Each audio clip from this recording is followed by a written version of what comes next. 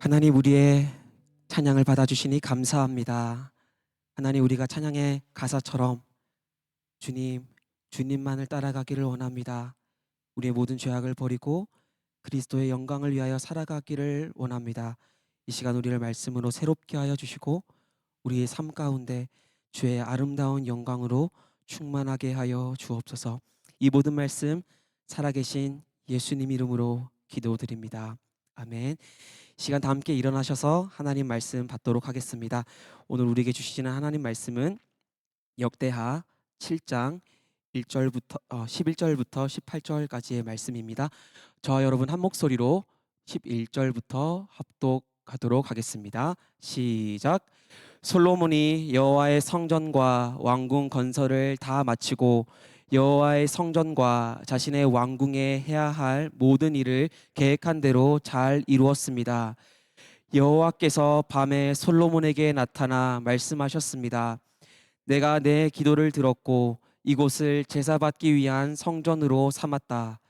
내가 하늘을 닫아 비가 오지 않거나 메뚜기 떼에 명령해 이 땅의 생산물을 갉아먹게 하거나 내 백성들 가운데 전염병을 보낼 때 내 이름으로 불리는 내 백성들이 악한 길에서 돌이켜 스스로 낮아져 기도하고 내 얼굴을 구하면 내가 하늘에서 듣고 그들의 죄를 용서하며 그 땅을 고칠 것이다. 내 눈을 열고 이곳에서 드리는 기도에 내 귀를 기울일 것이다. 내가 이미 이곳을 선택해 거룩하게 하며 내 이름이 거기에 영원히 있으니 내 눈과 내 마음은 항상 그곳에 있을 것이다.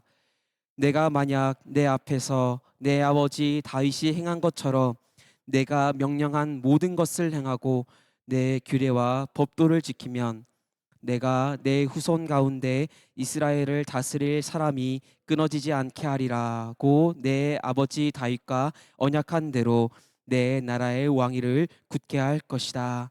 아멘. 기도하겠습니다. 하나님, 이 시간 함께 하나님 말씀을 받습니다. 함께 읽고 또한 듣습니다. 이 모든 과정 속에서 진리의 영이신 성령 하나님의 인도하심을 구합니다. 우리를 모든 진리 가운데로 인도하여 주십시오. 무엇보다 말씀 속에 감추어진 그리스도 예수를 아는 지식으로 우리의 마음을 충만하게 채워 주옵소서. 이 모든 말씀 살아계신 예수님 이름으로 기도드립니다. 아멘. 자리에 앉으셔도 좋습니다. 저는 오늘 여러분과 함께 기도는 틈을 내는 것입니다 라는 제목으로 함께 하나님 말씀을 나누도록 하겠습니다. 오늘 본문은 솔로몬이 성전 헌단식을 한 이후에 하나님이 솔로몬에게 나타나서 하신 말씀입니다. 아마 다들 잘 알고 계시는 본문일 겁니다. 본문에 들어가기 앞서서 역대기의 저작 배경을 아주 간단하게 살펴보도록 하겠습니다. 대부분 학자들은 역대기의 독자들을 포로기에서 돌아온 이스라엘 백성으로 보고 있습니다. 하나님의 백성들이 드디어 바벨론 포로기에서 벗어나서 약속의 땅으로 되돌아왔습니다. 이것 자체만 보면 정말 영광스러운 일입니다. 포로기가 끝났다는 것은 하나님이 그들의 기도를 들으셨고 그들이 죄를 뉘우쳤다는 뜻이 되니까요. 그런데 돌아온 이스라엘 백성들이 마주한 것은 메마름이었습니다. 하나님의 약속의 말씀이 성취돼서 이스라엘로 돌아왔습니다. 그런데 돌아온 지 75년이 지나도 무너진 성전은 완공되지 않았습니다. 바벨론 이후 등장한 여러 강대국의 참견을 받는 속국 신세를 벗어나지 못했습니다. 심지어는 흉년과 가뭄을 겪기도 했습니다. 그때 포로기에서 돌아온 하나님 백성들은 한 가지 질문을 던집니다. 그래서 이 메마름은 도대체 언제 해결되는가? 그래서 우리를 부르신 하나님은 어디에 계신가? 이러한 질문 속에서 그들의 신앙은 도전받게 됩니다. 그래서 역대기 저자는 붓을 들어 이 질문에 대한 대답을 하기 시작합니다. 그리고 오늘 본문은 역대기 상하에서 아주 핵심으로 꼽히는 본문입니다. 역대기 저자는 기도와 회복에 대한 말씀을 하고 있어요. 그래서 저는 오늘 여러분들과 함께 기도와 회복의 관계에 대해 이야기를 나눠보고자 합니다. 저는 본문을 통해 기도에 대해서 세 가지를 말씀드리겠습니다. 저는 본문을 통해 첫 번째로 기도하는 궁핍한 이유에 대해 설명하겠습니다. 두 번째로 기도가 어려운 이유를 말씀드리겠습니다. 그리고 마지막 세 번째로 그럼에도 불구하고 기도할 수 있는 이유에 대해서 말씀드리겠습니다. 하나씩 살펴보며 은혜를 나누도록 하죠. 첫 번째입니다. 기도하는 우리의 궁핍한 이유에 대해 말씀드리겠습니다. 본문 14절을 함께 읽어보도록 하겠습니다. 시작. 내 이름으로 불리는 내 백성들이 악한 길에서 돌이켜 스스로 낮아져 기도하고 내 얼굴을 구하면 내가 하늘에서 듣고 그들의 죄를 용서하며 그 땅을 고칠 것이다. 하나님이 솔로몬에게 나타나 말씀하십니다. 내 이름으로 불리는 내 백성이 스스로 낮아져 기도하고 또한 악한 길에서 돌이켜 내 얼굴을 구한다면 내가 하늘에서 듣겠다. 그들의 죄를 용서하고 땅을 고치겠다. 저는 여기서 밑줄 친 스스로 낮아졌다라는 표현에 조금 주목을 해보고자 합니다. 번역 성경은 악한 길에서 돌이켰다라는 이 회개의 표현을 문장 앞쪽에 배치시킵니다. 그래서 마치 하나님의 백성들은 순서상 악한 길에서 돌이키고 그리고 스스로 낮아진 이후에 기도하게 되는 것 같은 인상을 줍니다. 그런데 원문 성경을 보면 이 스스로 낮아졌다라는 것이 문장 맨 앞에 나옵니다. 그리고 악한 길에서 떠난다는 것은 가장 맨 마지막에 언급이 됩니다. 이 말은 회개가 중요하지 않다는 것이 아닙니다. 결국 이 기도는 회개로 나아가게 되어 있습니다. 이 부분은 곧 다루게 될 겁니다. 다만 역대기 저자는 의도적으로 스스로 낮아진다는 것을 문장 맨 앞으로 위치시킵니다. 저는 이 순서에 주목을 해보았습니다. 왜냐하면 여기서 발생하는 의미의 차이가 상당하기 때문입니다. 스스로 낮아졌다는 것은 성경에서 이런 의미를 가집니다. 굴복하다, 수축되다, 그리고 조금 더 입체적으로 표현하면 이런 뜻도 있어요. 쭈그러들다, 주름이 지다.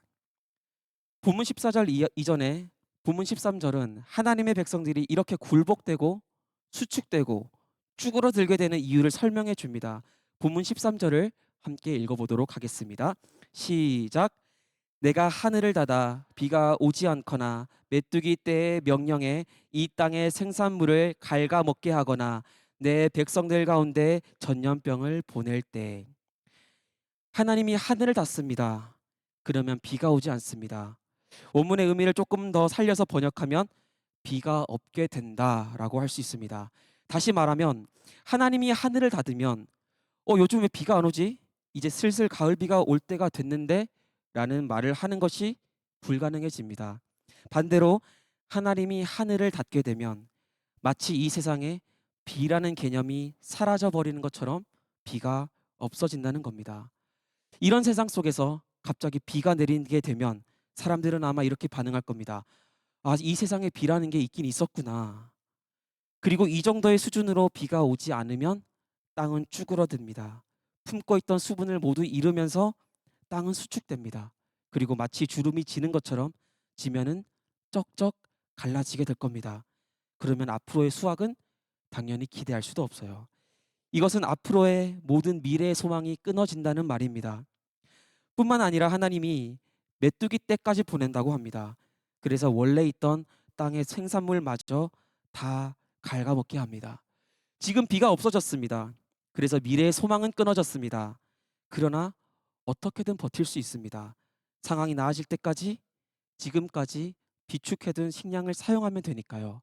그런데 메뚜기가 와서 내가 비축한 모든 식량도 싹쓸이해 갑니다. 현재의 소망까지 다 삼켜지는 겁니다. 지금까지 미래의 소망 그리고 현재의 소망 다 사라졌습니다. 그래도 몸이라도 건강하면 다시 일어설 수 있는 가능성이 있습니다. 미래의 소망이 안 보이고 지금까지 준비한 모든 것이 물거품이 됐습니다. 그래도 건강하다면 어떻게든 입에 풀칠을 할 수 있습니다. 그런데 하나님이 전염병을 보냅니다. 이건 하나님이 보내는 병입니다. 다시 말해서 의료 데이터에는 없는 병이에요. 발전된 현대 의학으로도 새로운 전염병에 곧바로 맞대응하는 것은 어렵습니다. 백신이 없던 코로나19 초기 때 인간이 할 수 있었던 것은 고작 마스크를 쓰는 것이었습니다. 그러나 당시에는 의학이 당연히 발전하지 않을 때였습니다. 그런데 하나님이 전염병을 보냅니다. 인간이 지금까지 경험해 보지 못한 전염병이 창궐합니다. 당연히 치료법은 없고요. 면역 체계가 없는 인간은 꼼짝없이 죽게 됩니다. 이처럼 하나님은 하나님의 백성들의 미래의 소망, 현재의 소망을 끊어버리셨어요. 그리고 어떻게든 스스로 일어설 수 있는 가능성마저 다 제거해 버렸습니다. 여기에 대한 하나님 백성들의 첫 번째 반응이 드디어 낮아진다는 겁니다. 비가 없어진 하늘을, 또 메말라 갈라진 땅을 보며 비참해지고 쭈그러진 자신의 삶과 동일시하게 됩니다. 그리고 나서 드디어 기도라는 걸 합니다. 그러면서 하나님의 얼굴을 찾고 자신의 악함을 돌이키게 됩니다. 오늘 본문에 따르면 이런 재앙이 온 이유는 그들의 악함 때문이었습니다. 그러나 악함을 돌이키는 건 가장 맨 마지막에 나옵니다. 그들은 가장 먼저 점점 고갈되어 가는 자신의 삶을 봅니다. 이러다가 정말 죽겠구나 싶어서 그때부터 기도하기 시작합니다. 물론 이 기도는 점점 하나님의 얼굴을 찾고 회개하는 수준으로 나아가게 됩니다. 그러나 저는 오늘 본문에서 우리가 기도하게 되는 매우 궁핍한 이유를 묵상할 수 있었어요. 미래의 소망이 끊어지고 지금까지 열심히 쌓아온 나의 삶이, 인맥이, 커리어가 모든 것이 메말라 갈 때, 새로운 전염병으로 인해 스스로 일어설 수 있는 소망마저 다 끊어졌을 때, 이제 정말 기도밖에는 답이 안 보일 때 드디어 겸손해지고 그제서야 기도하기 시작했다는 겁니다. 다시 말해서 구약의 하나님 백성들은 처음부터 자신의 악함 때문에 낮아지지 않았습니다. 그들의 삶이 메마르기 시작하고 비참하게 쪼그라들기 시작할 때, 정말 기도밖에는 답이 없다고 되었을 때, 그때야 비로소 기도하기 시작합니다. 그들은 살기 위해서 기도를 시작한 겁니다. 그들이 붙잡았던 게 있어요. 그럼에도 불구하고 하나님은 선하시고 그분의 사랑은 영원하시다. 이 말씀을 붙잡고 기도하는 겁니다. 이들이 기도하는 이유와 동기는 정말 궁핍합니다. 하늘이 닫히지 않았을 때는, 땅에 생산물이 있을 때는 살만합니다. 미래의 소망이 보이고 현재의 삶도 괜찮으니까, 살만하니까 기도하지 않았어요.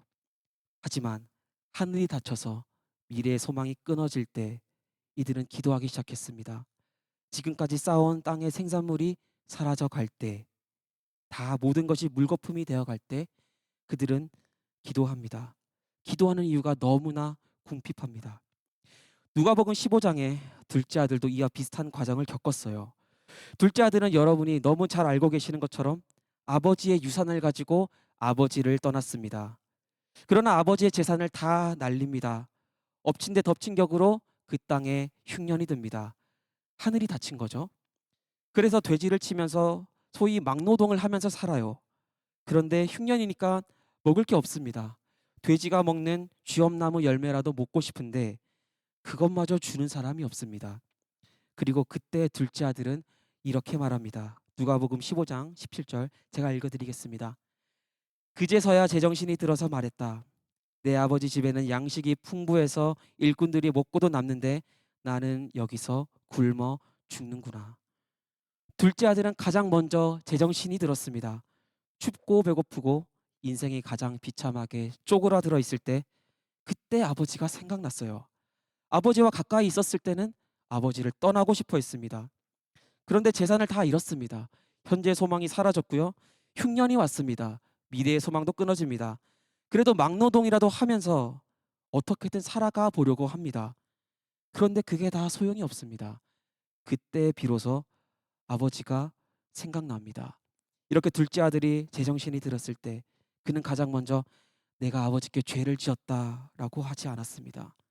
정신을 차리고 나서 한 첫 마디가 아버지 집에는 먹을 게 많다는 겁니다. 내가 지금 춥고 배고프고 가장 비참한 이 순간 아버지가 절실히 필요하니까 아버지를 찾는 겁니다.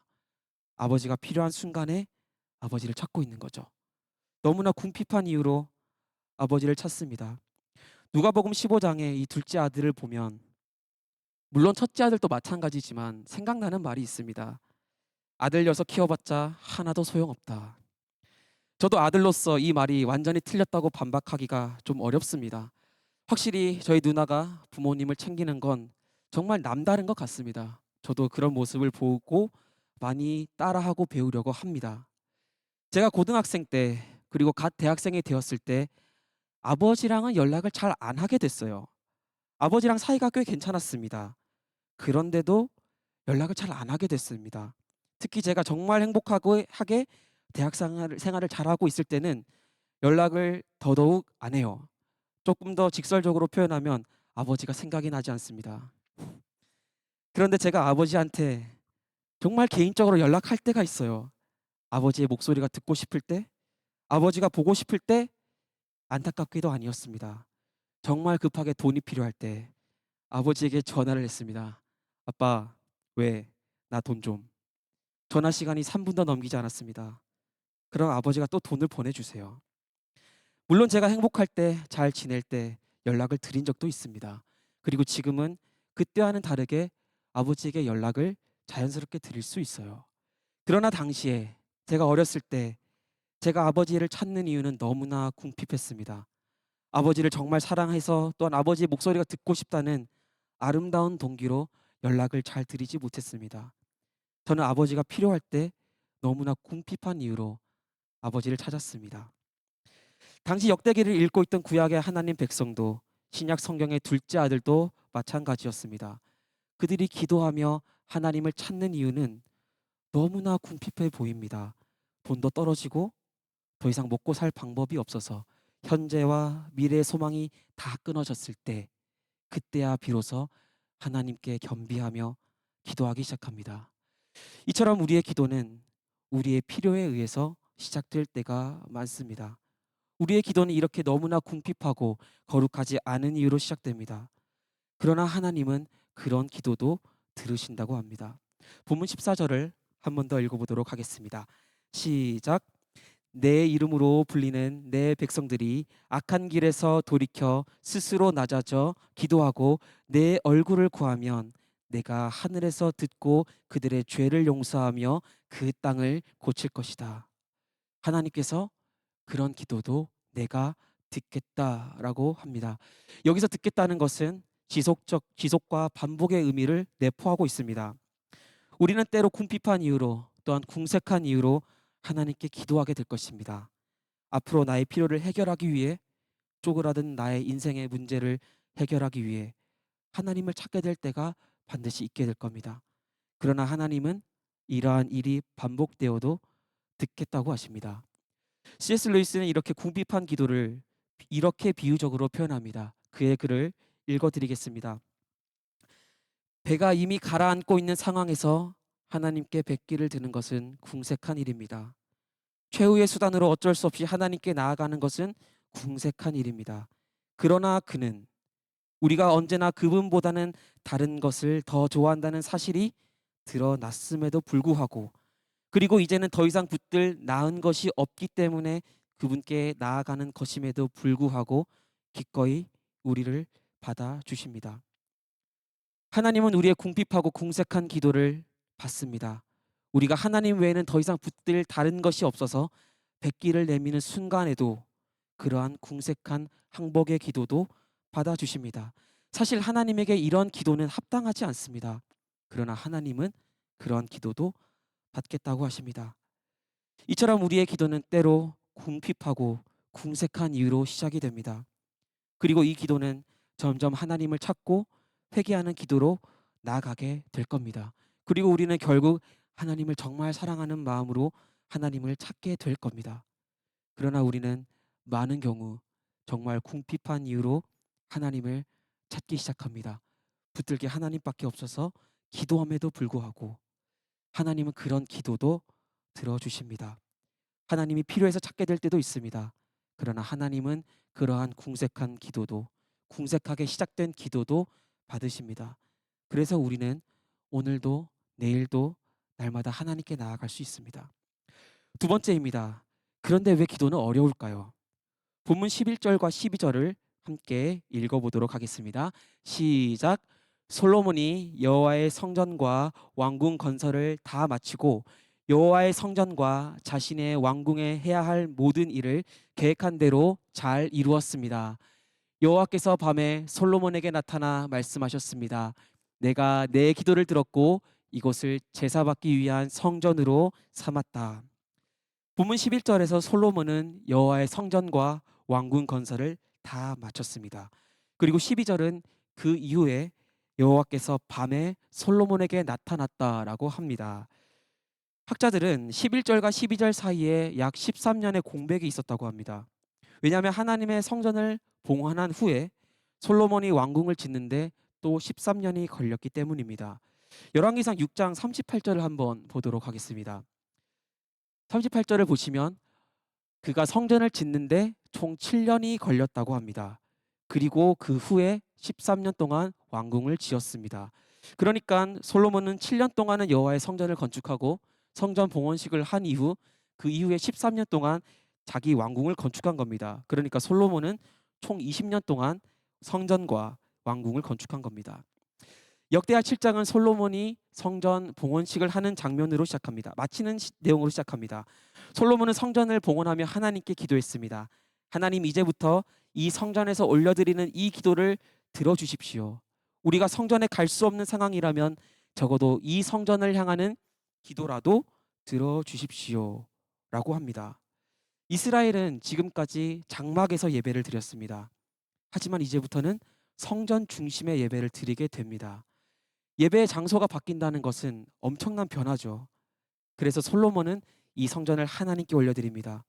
그리고 앞으로 이 성전에서 예배를 드릴 때도 변함없이 우리들의 기도를 들어줄 것을 겸손히 요청합니다. 그리고 13년이 지납니다. 솔로몬이 왕궁을 다 건축합니다. 그리고 하나님이 응답하셨습니다.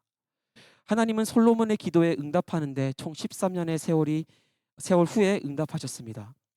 우리가 기도할 때 겪는 가장 큰 어려움 중 하나는 응답이 언제 올지 모른다는 겁니다. 응답을 받는데 내가 예상한 것보다 더 긴 시간이 걸린다는 겁니다. 지금 이 역대기서를 듣고 읽는 구약 백성들의 상황도 마찬가지였습니다. 제가 설교를 시작하며 말씀드린 것처럼 역대기는 바벨론 포로에서 돌아온 이스라엘 백성들을 대상으로 기록되었습니다. 기나긴 바벨론 포로기를 끝나고 이스라엘로 귀환을 했습니다. 하나님이 역사하신 거죠. 이방 땅에서 그들은 겸손해졌고 성전을 향하여 하나님께 기도를 했을 겁니다. 다니엘도 기도했고요. 많은 하나님의 사람들이 회복을 위해서 기도했습니다. 하나님이 응답하셨고 그들은 회복되었습니다. 약속의 땅으로 돌아왔습니다. 그리고 약 100년이 지납니다. 그러나 여전히 이스라엘에게 회복이라는 이 약속이 완전히 성취되지는 않았습니다. 여전히 유다인들이 차지한 땅은 다윗 왕조에 비하면 너무나 보잘것이 없습니다. 인구도 너무 희박하고요. 흉년과 기근도 겪습니다. 물론 학개와 스가랴 같은 선지자들의 격려로 어찌어찌해서 드디어 제2성전을 완공했습니다. 그러나 아직도 이스라엘은 바벨론 이후 등장한 강대국의 속국이 되어 있습니다. 오늘 본문에서 회복 중 하나로 등장하는 다윗 왕조도 회복될 기미가 보이지 않아요. 그들은 200년 동안 페르시아에게 지배를 받는 신세였다고 합니다. 이스라엘이라는 나라가 회복되었다고 말하기 참 어려운 상황인 거죠. 포로기에서 돌아왔습니다. 하지만 100년이 지나고 200년이 지나고 그렇게 시간이 흘러도 이스라엘 백성들의 삶은 여전히 메말라 있습니다. 이런 상황 속에서 하나님의 백성들이 한 가지 질문을 던집니다. 성전이 의미가 있는가? 이 성전을 향한 우리의 기도를 하나님이 들으시는 게 맞는가? 이스라엘은 신앙의 위기를 맞고 있었습니다. 역대기 저자는 다시 펜을 들고 이 질문에 대한 답을 본문 14절에서 내리고 있습니다. 본문 14절을 한 번 더 한 목소리로 읽어보겠습니다. 시작. 내 이름으로 불리는 내 백성들이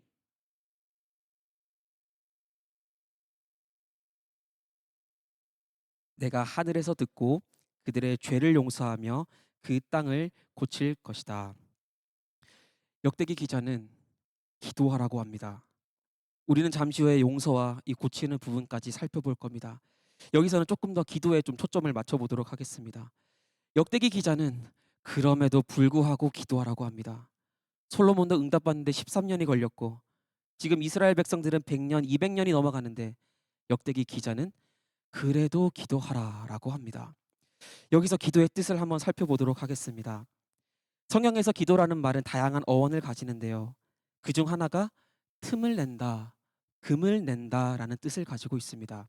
이 뾰족한 칼과 쇳덩이로 딱딱한 철이나 대리석에 이렇게 금을 내고 틈을 내는 것, 이것이 기도의 어원이라고 합니다. 이게 무슨 말일까요? 포로기에서 돌아온 이스라엘 백성들에게 여전히 하늘은 막혀 있습니다. 닫혀 있는 하늘은 마치 단단한 철과 같이 느껴집니다. 이때 기도는 그 단단한 철덩이에 금을 내고 틈을 낸다는 겁니다. 그래서 이스라엘의 기도는 막힌 하늘에 금을 내고 틈을 냅니다. 그리고 막혀 있는 하늘을 조금씩 조금씩 열어가게 된다는 겁니다. 기도는 금을 내고 틈을 내서 절대 부서지지 않을 것 같은 단단한 철을 부수어 버리는 겁니다. 그리고 당연히 이 작업에는 시간이 정말 오래 걸립니다. 만약 대리석을 해머로 내리친다면 우리는 순식간에 결과를 얻을 수 있습니다. 내리치는 순간 대리석은 산산조각 나기 때문입니다. 그런데 기도는 뾰족한 칼로 단단한 대리석에 긋고 흠집을 내는 것과 같습니다. 단단한 대리석에 틈이 생기고 그 틈으로 인해 대리석이 두동강 나기까지 우리는 정말 오랜 시간 동안 칼로 틈을 내고 금을 내야 합니다. 그래서 기도는 쉽지 않습니다. 응답에 오래 걸릴 수도 있습니다. 쇼생크 탈출이라는 영화에서 주인공이 탈옥하는 장면이 나옵니다. 주인공은 작은 암석 망치 끝으로 감옥벽을 매일매일 이렇게 긁어내요. 그리고 결국 감옥벽을 뚫어버리고 성공적으로 탈출을 하게 됩니다. 그 장면에서 영화 나레이션이 이렇게 나와요. 주인공이 벽에 굴을 파는데 600년이 걸릴 거라고 생각했다. 그런데 그는 20년 안에 해낸 것이다. 저는 이 장면이 우리가 기도를 할 때 도대체 무슨 일이 일어나고 있는지 보여주고 있는 그림이라고 생각을 합니다. 기도는 우리 앞에 있는 이 좌절의 두꺼운 벽을 긁어내는 겁니다. 그리고 그것을 다 뚫어내기까지는 오랜 시간이 걸릴 수도 있습니다.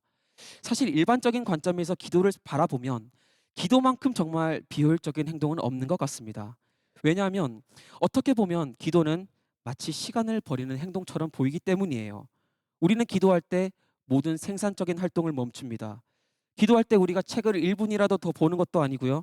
일을 할 수 있는 것도 아닙니다. 기도할 때는 내가 할 수 있는 모든 생산적인 활동을 중단해야 됩니다. 바꿔 말하면 나의 활동을 다 멈추고 내가 아무것도 하지 않는 그 순간부터 기도가 시작된다는 겁니다. 예를 들면 우리는 기도할 때 우리의 손은 단 몇 분이라도 멈춰 있게 됩니다. 기도할 때 우리는 스마트폰을 내려놔야 합니다. 키보드에서 손을 떼야 합니다. 읽던 책도 내려놓아야 됩니다. 기도할 때 우리의 발도 쉬게 됩니다. 여기저기 돌아다니던 우리의 발은 한 자리에 잠시 멈춰 있게 됩니다. 그래야 기도가 시작될 수 있습니다. 이처럼 내가 할 수 있는 모든 활동을 멈출 때 그때부터 기도가 진짜 시작됩니다. 그래서 일반적인 관점에서 기도는 세상에서 가장 비효율적으로 보이는 시간입니다. 이거는 마치 시간을 버리는 것처럼 보이기 때문이에요. 그냥 가만히 앉아서 입만 뻥긋뻥긋 하면서 뭐 하냐는 거죠. 그래서 심지어 기독교인들인 우리도 이러한 이유 때문인지는 몰라도 기도하는 시간을 조금 아깝게 느낄지도 모르겠습니다. 우리는 바쁠 때 가장 쉽게 희생하는 시간으로 기도의 시간을 희생시킵니다. 우리는 기도를 우선순위에서 쉽게 미루는 경향을 보입니다. 우리는 기도하면서 은연중에 이 시간에 차라리 다른 걸 하는 게 낫지 않을까라는 생각을 할지도 모르겠습니다. 그러나 기도는 틈을 내고 금을 내는 겁니다. 우리가 기도할 때 우리의 육신의 손과 발은 멈춰 있어야 합니다. 그래서 기도를 통해 아무런 일도 일어나지 않을 것만 같습니다. 이 시간에 차라리 사람에게 도움을 청하고 이 시간에 차라리 책이라도 한 자 더 보는 게 효율적이고 그게 내 삶에 도움이 될 거라고 생각할 수 있습니다. 하지만 우리가 기도할 때 우리의 기도는 우리가 마주한 장애물을 향해 틈을 내고 금을 내고 있습니다. 우리가 기도할 때 아무런 일이 일어나지 않는 것 같이 느껴질 수 있습니다. 지금 내가 가만히 앉아서 뭘 하고 있는 거지? 라고 생각할 수도 있어요. 그러나 우리의 기도는 높이 솟아있는 이 현실이라는 벽에 금을 내고 틈을 내는 것입니다. 우리가 기도할 때 이 그림을 기억하기를 소망합니다. 그 벽을 무너뜨리는 데는 당연히 시간이 걸릴 겁니다. 우리는 지금 벽을 망치로 내리치고 있지 않습니다. 긁어내고 있습니다. 하지만 그 벽은 언젠간 반드시 뚫리게 됩니다. 우리는 손을 들어 기도할 때 우리가 틈을 내고 있음을, 또한 금을 내고 있음을 기억합시다. 시간이 걸릴 겁니다. 그러나 점점 벌어지는 틈을 보면서, 깊이 파이고 있는 금을 보면서 우리는 또한 동시에 하나님의 때가 오고 있음을 알게 될 것입니다. 그러므로 기도가 어려울지라도 멈추지 맙시다. 우리는 지금 금을 내고 틈을 내고 있기 때문입니다. 마지막 세 번째입니다. 그럼에도 불구하고 우리가 기도할 수 있는 이유를 말씀드리겠습니다. 본문 12절을 함께 읽어보겠습니다. 시작. 여호와께서 밤에 솔로몬에게 나타나 말씀하셨습니다. 내가 내 기도를 들었고 이곳을 제사받기 위한 성전으로 삼았다. 하나님께서 솔로몬에게 나타나셨습니다. 그리고 이렇게 말씀하십니다. 내가 내 기도를 들었다. 그리고 이곳을 제사하기 위한 성전으로 삼았다. 저는 저기 밑줄 친 저 부분, 이곳을 제사받기 위한 성전으로 삼았다라는 부분을 조금 더 살펴보고자 합니다. 이 부분에서 번역 성경에서 빠진 단어가 하나가 있어요. 바로 나를 위한이라는 단어입니다. 그리고 저는 이 단어가 오늘 본문을 이해할 때 또 굉장히 중요한 지점이라고 생각을 합니다. 다른 영어 번역 성경에서는 이 부분을 잘 살려서 번역을 하고 있습니다. ESV 성격과 또한 NASB 95년도 버전에서는 이 부분을 원문을 잘 살려서 번역합니다. 네, 노란색으로 표시한 부분 for myself라는 부분을 원문 성경에서 잘 가져와서 번역을 해 놓았습니다. 하나님이 이 장소를 선택하시고 또한 이 장소에서 기도를 들으시겠다고 약속합니다. 그리고 이 장소는 for myself라고 합니다. 하나님을 위해 이 장소를 희생 제사 드리는 집으로 선택하셨다는 겁니다. 그런데 사실 한번 생각해 보면 하나님이 선택한 이 장소는 for myself보다는 for them이 조금 더 적절해 보입니다. 왜 이스라엘 백성들이 하나님께 희생 제사를 드릴까요? 그들의 죄가 동물의 피로 덮여지기 위해서입니다. 다시 말해 죄를 지은 이스라엘 백성들이 용서받기 위해서입니다. 그러니까 이 성전은 하나님을 위한 장소라기보다는 이스라엘 그들을 위한 장소라고 표현하는 게 조금 더 적절해 보일 수 있습니다.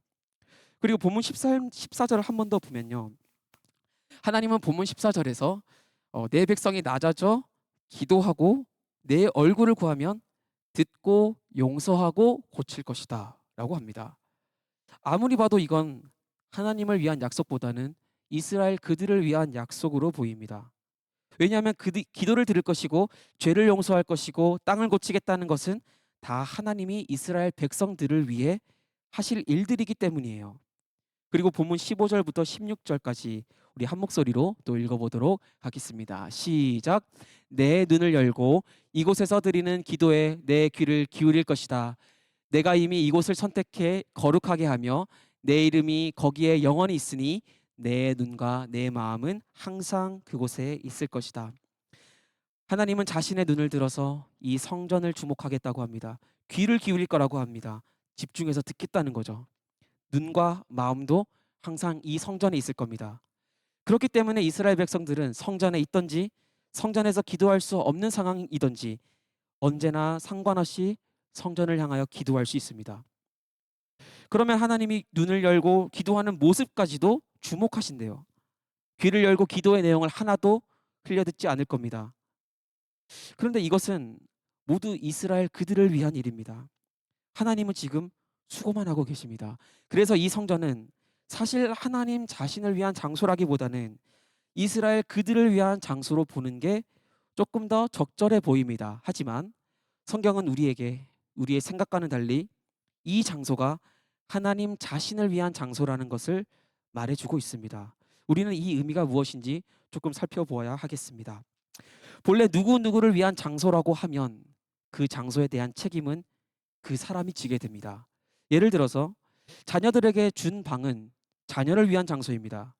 그러면 그 방에 대한 책임은 당연히 자녀가 져야 합니다. 옷도 깔끔하게 정리해야 하고요. 책상 위도 깨끗하게 정리를 해야 합니다. 물론 부모님들이, 특히 어머니들이 자녀의 방을 보며 이게 방이냐 돼지 우리냐, 또는 옷들이 바닥에 이렇게 널브러진 것을 보고 뱀이 허물을 벗어났냐, 이런 말들은 사실 미국은 어떤지 모르겠는데 한국 어머니들은 누가 교육을 해준 것도 아닌데 정말 예외 없이 뱀이 허물을 벗어났다거나 이게 방이냐 돼지우리냐 하는 말을 꼭 하시는 것 같습니다. 한국 어머니들의 DNA에 숨겨진 게 아닌가, 그런 생각도 들었습니다. 어쨌든 부모님들이 이런 말을 하는 이유는 이 방에 대한 책임을 자녀들이 져야 하기 때문입니다. 그게 자녀들을 위한 장소 또는 자녀들에게 배정된 장소라는 말에 포함된 뜻입니다. 그리고 책임을 진다는 것은 굉장히 무거운 말이죠. 저도 어릴 때 부모님과 다투다가도 부모님이 그래 그러면 앞으로 너가 다 알아서 해라는 말을 듣는 순간 곧바로 부모님의 말에 순종했습니다. 왜냐하면 이건 정말 부모님이 화가 났다는 뜻이고 그 말을 듣는 순간 엄청난 책임감이 저를 무겁게 누르는 것 같았습니다. 그래서 그때는 부모님께 바짝 엎드리고 부모님의 말을 따릅니다. 책임을 진다는 것은 굉장히 무거운 것이기 때문입니다. 그렇다면 하나님께서 이 성전을 가리켜 나를 위한 장소라고 하셨습니다. 그렇다면 이 말은 이 성전에 대한 모든 책임이 누구에게 있다는 걸까요? 하나님께 있다는 겁니다. 하나님께서 이 성전을 책임지시고 이 성전을 향해 기도하는 이스라엘 백성들을 위해서 헌신하시겠다는 겁니다. 이전 슬라이드에 있는데 본문 12절을 한 번 더 보도록 하겠습니다. 여호와께서 솔로몬에게 말씀하십니다. 내가 내 기도를 들었고 이곳을 제사를 위한 성전으로 나를 위하여 선택하겠다라고 하셨습니다. 하나님은 이 성전을 제사를 드릴 집으로 하나님을 위하여 선택했다고 합니다. 이제 이 장소는 하나님이 책임지시는 곳입니다. 그리고 하나님께서 이스라엘 백성들을 위해 헌신하실 것입니다. 구약 백성들은 그들의 죄로 인해서 하나님께 화목 제사를 드렸습니다. 용서를 구합니다. 하지만 제사 자체로 용서받을 수는 없습니다. 만약 이 성전이 이스라엘 백성 그들을 위한 곳이었다면, 그들이 책임을 지는 곳이었다면 죄의 용서는 불가능합니다. 하나님이 제사를 받고 용서하셔야 그 제사에 의미가 있는 겁니다. 다시 말해서 하나님이 최종적으로 책임지신다는 겁니다. 지금 이스라엘 백성들은 죄로 인해 하나님과 관계가 막혀 있습니다. 그 결과 하늘도 막혀 있고 땅도 죽어 있습니다. 모든 것이 메말라 있습니다. 그들은 하나님과의 관계 회복을 위해서 그분의 얼굴을 찾습니다. 악한 길에서 돌이킵니다. 하늘에 틈을 내고 금을 내면서 하늘에 계시는 하나님과 다시금 맞닿고자 합니다. 이때 그들을 고치시는 분은, 회복시키시는 분은 하나님이라는 겁니다. 왜냐하면 이 성전에 대한 모든 책임이 하나님에게 있기 때문입니다. 하나님은 이 장소를 향해 자신의 눈과 귀와 마음을 두면서 주목하겠다고 말씀하셨습니다. 하나님은 이 장소와 이스라엘 백성들을 향해 헌신하겠다고 자처합니다. 이것은 마치 자신을 가리켜 나는 이제 성전의 봉사자가 되겠다라고 하는 것과 같습니다. 우리는 이러한 하나님의 겸손한 앞에 다시금 겸손해질 수밖에 없습니다. 우리를 향한 하나님의 헌신을 보십시오. 그리고 이러한 하나님의 헌신과 열심은 우리를 회개에 이르게 합니다. 또한 우리가 이 자리에서 함께 기도할 때 또는 후에 지금 온라인으로 또는 후에 온라인으로 함께 예배하며 기도할 때, 개인의 자리에서 기도할 때 그 기도에 대한 책임도 하나님께서 지고 계십니다. 이곳은 하나님을 위한 장소이며 또한 하나님이 책임지고 돌보시는 자리이기 때문입니다. 그래서 우리는 기도할 때 모든 염려를 하나님께 맡길 수 있습니다. 하나님이 이 자리를 향해 헌신하시고 또한 지키시기 때문입니다. 이것이 신약 시대를 사는 우리에게 이렇게 성취가 되었습니다. 먼 훗날 끊어진 것 같은 다윗 가문에 한 아기가 태어납니다. 예수 그리스도께서 다윗의 후손으로 이 땅에 성육신하셨습니다.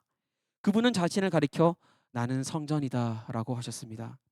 예수님은 유대인들을 향해 이 성전을 허물어라. 그러면 내가 3일 만에 다시 세우겠다고 하셨습니다. 이 성전은 예수 그리스도셨습니다.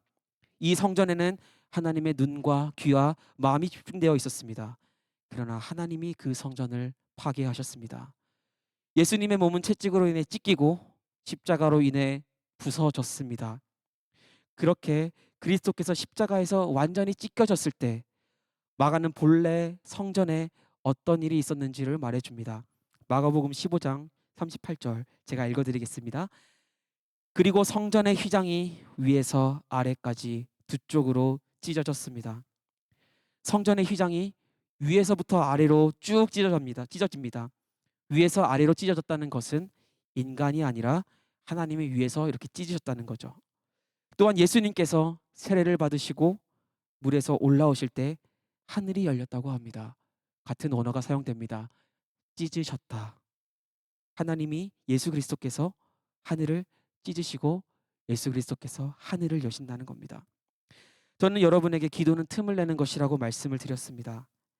우리의 기도는 현실 앞에서 너무나 보잘것없어 보이는 작은 칼처럼 보일지 모르겠습니다. 이것을 가지고 하늘을 여는 것은 거의 불가능에 가까워 보일지 모릅니다. 그러나 그리스도 안에서 성령이 거하시는 하나님이 집이 된 우리에게 하나님은 하늘을 찢으며 역사하신다고 말씀하십니다. 하나님이 우리를 돌보십니다. 그러므로 우리는 궁핍한 이유라도 하나님께 나아갈 수 있습니다. 기도가 쉽지 않더라도 기도할 수 있습니다.